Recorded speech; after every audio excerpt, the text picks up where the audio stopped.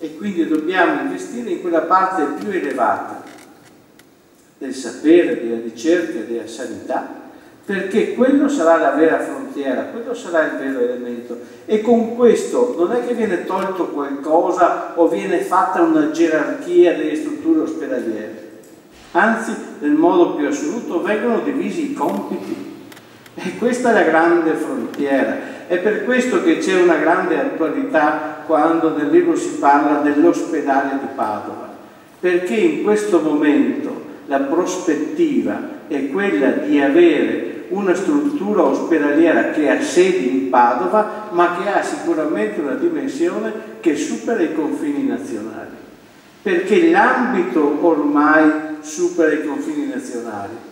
A volte verrebbe da pensare che forse nel Veneto avrebbe senso avere un'unica azienda ospedaliera, ma qui si creerebbe, come dire, un conflitto che forse non permette neanche di far bene la propria parte fino in fondo dappertutto.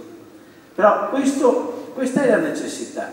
Qui servono scelte coraggiose e qui vanno individuati capitani coraggiosi, perché altrimenti l'elemento fondamentale della democrazia, cioè il consenso, diventa quella tara che impedisce scelte veramente importanti, perché le scelte veramente importanti non inseguono il consenso, ma portano avanti un'idea innovativa che va alla ricerca del consenso, e questo significa spiegare, andare fino in fondo, comprendere, dare risultati, e questa è la vera differenza. Oggi parliamo dell'ospedale di Padova, certo, forse più che in passato, perché in passato le condizioni erano tali per cui pensiamo a quello che ha fatto Crispi, no? Che ha cambiato tutto. Beh, io credo che forse, per quanto riguarda l'ospedale di Padova, intendendo con questo quella tradizione che ha tanti secoli di storia, forse bisogna avere ancora il coraggio di cambiare qualcosa,